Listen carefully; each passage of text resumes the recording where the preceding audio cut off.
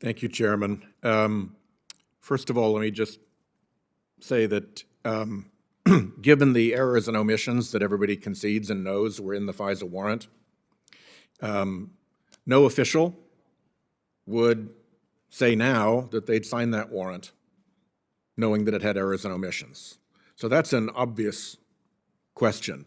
What I want to make sure of is that it doesn't lead to the wrong implication that because officials wouldn't sign a warrant that they knew to have errors and omissions in it, that had they found out that there were errors and omissions in it, they would have ended the investigation. That is not a logical leap. That is not a correct assertion or a correct implication. What you do is you go back and you clear out the errors and omissions.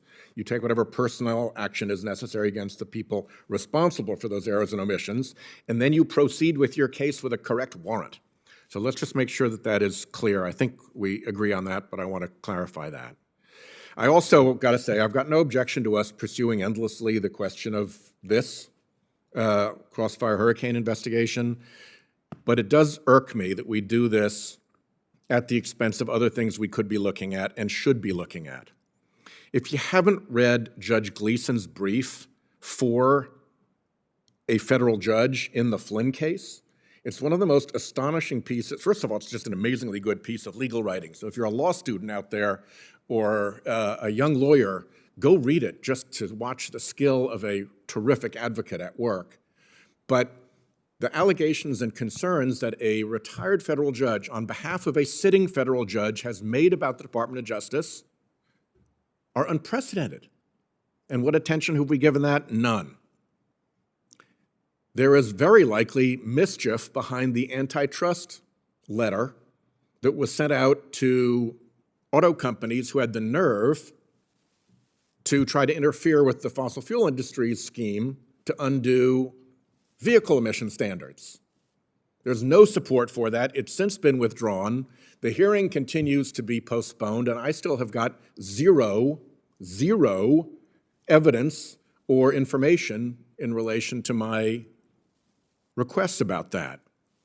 We have what appears to have been a tanked FBI investigation in the Kavanaugh hearings, and I've asked questions about that, to which I've had no answer whatsoever. We've had multiple resignations in protest by career DOJ officials under Attorney General Barr, and we can't get any answers to what's going on behind those resignations in protest.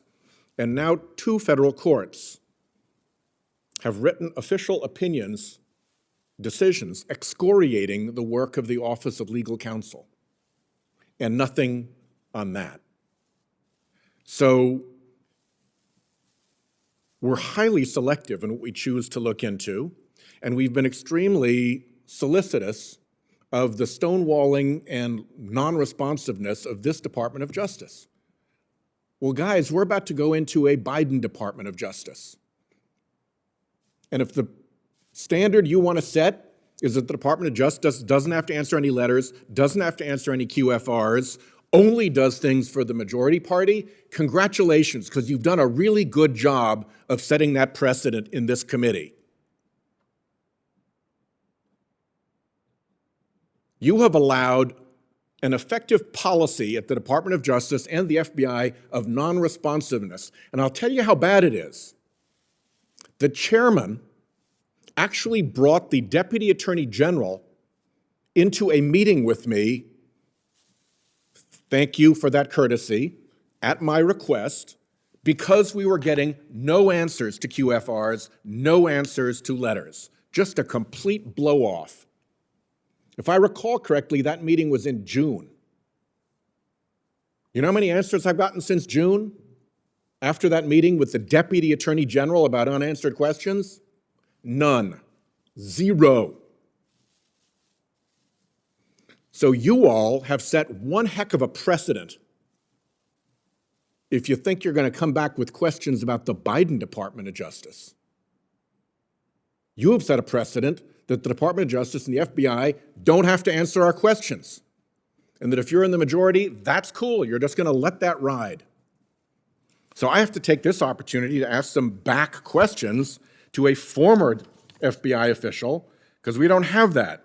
So let me ask Mr. McCabe, the FBI does pretty much everything by policy and procedure, in my recollection as a U.S. attorney working with FBI agents. Were there FBI policies and procedures related to how a tip line operates? Yes, sir. Yeah, there are policies about that. And where would I go to find those policies and procedures? I was able to find one statement on the internet. Are you aware of other places that we should go to look more specifically, since we haven't been able to get straight answers? I don't know if I can give you the perfect place to look, but the tip line, the way the FBI handles tip lines has changed a lot in the last 5 or so years. So they're all managed centrally out of our facility in West Virginia that kind of handles all the incoming calls and then sends leads or information, directs it to the field offices that would be responsible for following up on those things. So who has authority to set one up? Who makes the call? An agent says, I want a tip line on this case. Where does that decision travel through the FBI? You don't get a tip line in every case. You get tip lines in some cases. Why? How does that work? Typically, the Office of Public Affairs would be involved in that suggestion and that kind of, hey, if it's a particular case that we think requesting the public's active involvement will help. So the agent would ask his agent in charge, and the agent in charge would clear it with the Public Affairs Office, and then the process for a tip line kicks in? That's the best of my recollection, sir. Okay. And then once the tip line is up and running and information starts to come in, what does it look like when you're going through those tips? Obviously, a lot of them are going to be just nutty people calling in. Some of them are going to have very significant evidence potentially in them, and you're going to have to go and dig into that. Who oversees that to make sure that that is legitimate and that evidence is actually being dug out of a tip line call? So those calls, once the line is set up, those calls would go into our Criminal Justice Information Services Division in West Virginia. And the telephone the operators, the specialists who answer those calls, have a process for how they memorialize the information that comes off that tip and who it gets sent to, and whether it should be brought to someone's attention immediately if it's something that involves possibly a threat to life.